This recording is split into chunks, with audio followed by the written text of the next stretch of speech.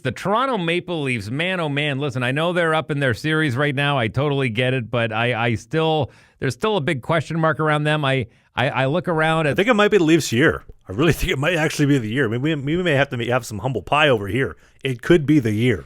I've said this before, and I'll say it again. The day that it happens, I will take my hat off and I will applaud. I really will, and then I will brace myself for the inundation of the celebration that will happen over the course of the next decade. But it's been since 1967. At some point, they got to shake it out. The Chicago Cubs did it. There's been a lot of teams that have been able to shake that. The Boston Red Sox did it. It's bound to happen at some point. I don't think it'll happen in my lifetime, maybe in my kid's lifetime. If it ever does happen, I will be humble about it. But up until that point, I'm still going to play the role of the pessimist on that one. So you don't think it's this is the year for them? No, I don't think so. I still think that they still didn't finish top in their conference. They still didn't finish top in the league, and I know that's not the be-all, end-all. They did win the division, though. They did win their division. Good for them. They had the least amount of travel out of any division in hockey. And now, the deeper they go into the playoffs, the more and more they got to travel. They're traveling right now down to Florida. That's a long flight. Tyler Seguin said it before he started the series with Winnipeg. They said, tell us the difference between Colorado and Winnipeg. He goes, well, it's a longer flight. And that absolutely is something they consider in the variables of the equation.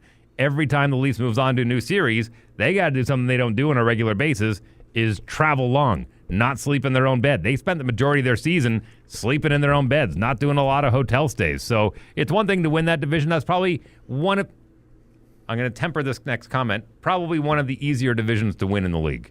The fact, though, that there could be 3 Canadian teams in the Western and Eastern Conference final, that gets me really excited. Am I the only one that notices, if you want to jump to the Oilers here right away, I'd like to stay on the Toronto Maple Leafs if we can for a second, and let's do that. Let's make sure we stay on topic here. We'll stay as poignant as possible and as scheduled as possible here. But the Toronto Maple Leafs, I think, have a lot of the pieces that are needed.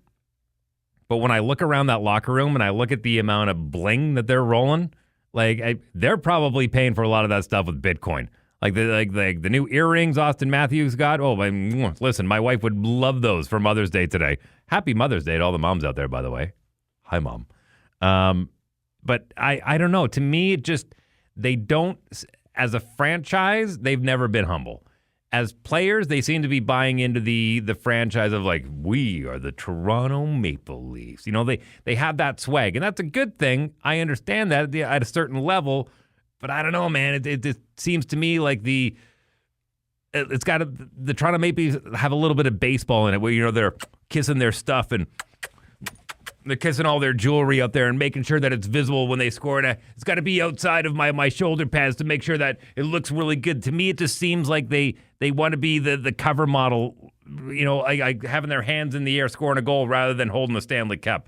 I just don't think that they're quite ready yet. If you enjoyed what you just saw, we do new clips every single day, twice a day on the Clips channel. You see clips right here. And beside Dave's crotch, we have a full-length show every single Sunday, right by my hand. Click right here.